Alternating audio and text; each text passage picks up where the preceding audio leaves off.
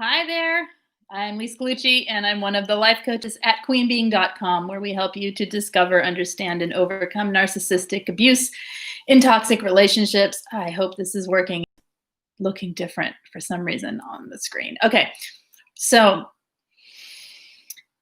before we start, if you have any questions or need any help with recovery from narcissistic abuse, head over to queenbeing.com, where there is a ton of information and links to support groups, as well as, peer support groups, as well as a lot of information and a lot of help for recovery from narcissistic abuse.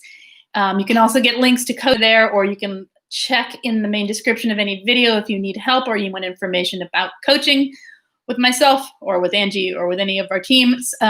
It's all over there. And be aware that we do have group coaching that is ongoing as well, and information can be found again in the links below in the main description of every video. So also, one more business thing: if you would like text notifications of my going live, text me at 33222 and put the word Lise Live, L-I-S-E-L-I-V-E, one word, L-I-S-E-L-I-V-E. Hit send, and I will text you only when I am about to go live, about 10 minutes prior to. So that's it. Hi, Jack. Good to see you. And welcome to everyone else who's here. So today, I've been talking to people recently about their feelings about themselves as what they self-diagnose, or what they feel after reading information that they might be codependent or have codependent traits. And these are people that have been raised in homes with narcissistic parents and with narcissistic abuse in their childhood. So, hey, DC guy. Hey, Angela. Hey, glitter girl. Hey. Okay, so with that in mind, been thinking a lot about it in life, about how toxic parents affect the ability for the child, when the child becomes an adult, to form relationships and to maintain healthy relationships, or why survivors of toxic relationships or toxic parenting feel like narc magnets or narcissistic magnets in their adult life, and why they feel like everyone they meet is toxic, and why they give the time. So my answer to that is usually you're not, you're not a magnet. Narcissistic people seek supply. What you are is a willing listener. And I don't mean willing like you're asking for it. What I mean is there's something that isn't deflecting them. It isn't boring them. It isn't sending them away. So in a sense, is that a magnet? Kind of. It can be looked at as one, but I prefer to take a little of the control with that in our own lives and see it as a thing that can be turned down, and a thing that we can learn what we're doing to, and what we need from the situation that is perhaps keeping us spending more time than we ought to, forming relationships with people that are using us. Okay, so hey, Grace. So let's get started. So basically what I've been thinking about is how, especially with highly empathic children, and with most children have some empathy, right? Most children are empathic in some levels. There are children out there, some of us might relate to this, that are highly sensitive, highly empathic, emotionally farther, I would say, like with a higher emotional IQ than EQ rather than some people that are adults, that are self-aware in a way that is, the sensitive, intelligent, empathic kids, and narcissistic, toxic upbringing, and how, so a toxic parent will use that child to meet their emotional needs, right? If you had that happen to you, you know what I'm talking about. They will use that child to meet their emotional needs and their need for supply. So they may turn that child into the scapegoat and the the child that is put down all the time and treated poorly, but at the same time used for the emotional anchor in the household, the one that's supposed to make everyone feel better. So You're the one to fix it, the one to save them, the one to sympathize with them, to listen to their problems, and at the same time treated like the one who's never good enough. And then, or conversely, it could be that they are treated in all roles. If it's, only one child in the house, it could be, sometimes you're a golden child, another time you're knocked off the pedestal, because that's how the narcissistic parent operates. But there is a sense of needing to fill the role for the toxic parent of the emotional caregiver, the emotional support. They may even say things like, "We're close and we're like friends. I need them. I need them." They have taught me so much in about love and caring. And all parents will say that about their kid, but there's something about it, if you've experienced it. So anyway, hi, Sweet Pink, and she's saying that was me for a decade. Glitter Girl is saying we've been programmed to please the narcissistic parent to keep the peace, and we're going to talk about that. Okay, so there's the background. There's a little bit of the the what's going down in homes across the world, right?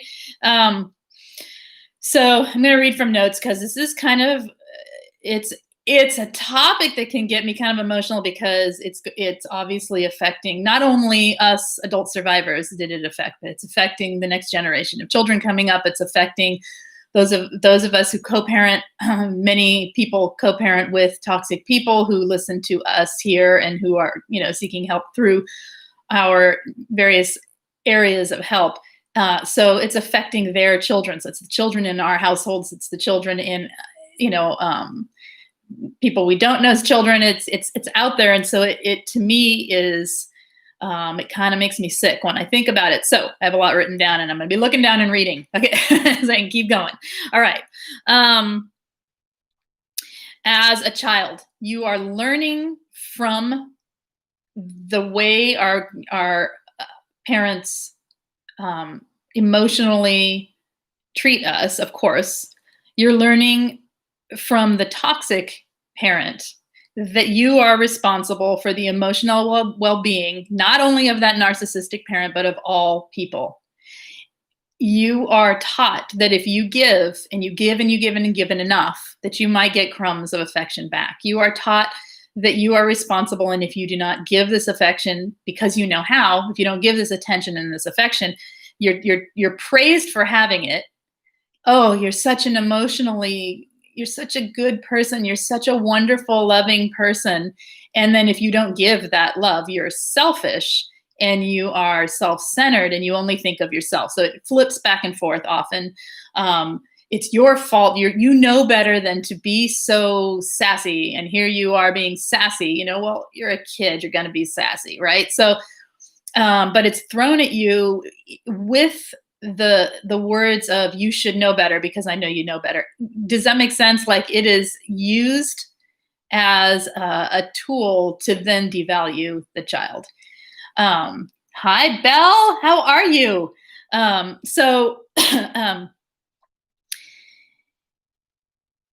What did I say here?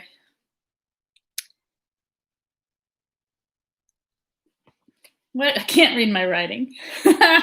Okay. I'm just going to skip that part because I can't read what I wrote. Okay. So in actuality, in a healthy relationship, everybody's responsible for their own emotional well-being. And in particular, a parent to a child, a parent is absolutely 100% the one responsible for their own emotional well-being.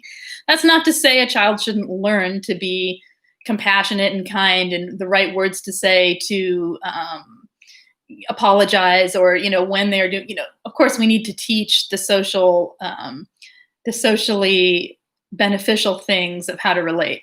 But what I mean is that a narcissistic parent will force the child to be accountable, and just like they are to everyone else, for that narcissistic parent's emotional well-being. And in a healthy relationship, that isn't the case. You upset me, and my reactions when I'm upset are my own, and they're my responsibility when dealing with a child, right? Not the child's responsibility to fix it. A reciprocal,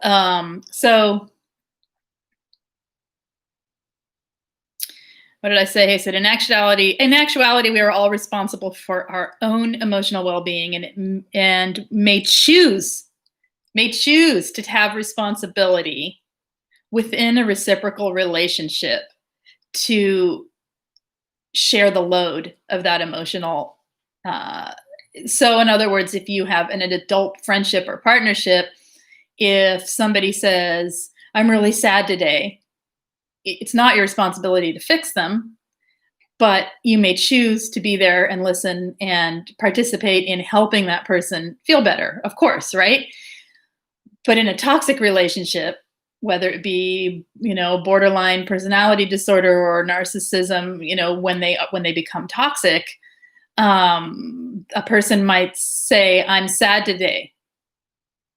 That means the world must stop and everything must revolve around that person's sad emotions, and it's your job to fix it. And there will be no fixing it. Basically, what they're going to seek from that point on is negative supply. So, the child learns that no matter what they do, nothing works. And so the people pleasing cycle begins. I try and try and try. I try every avenue until I'm exhausted. And then I take it on as my fault because I couldn't do enough. So it's wonderful to see you too, Belle. Okay. So anyway,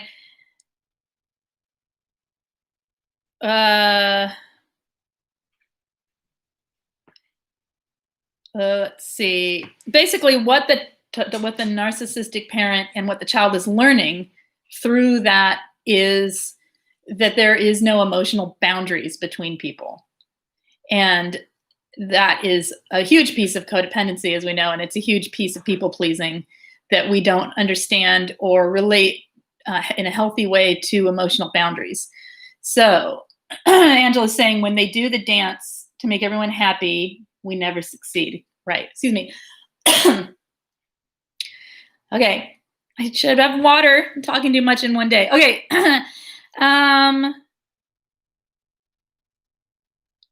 So here what I wrote.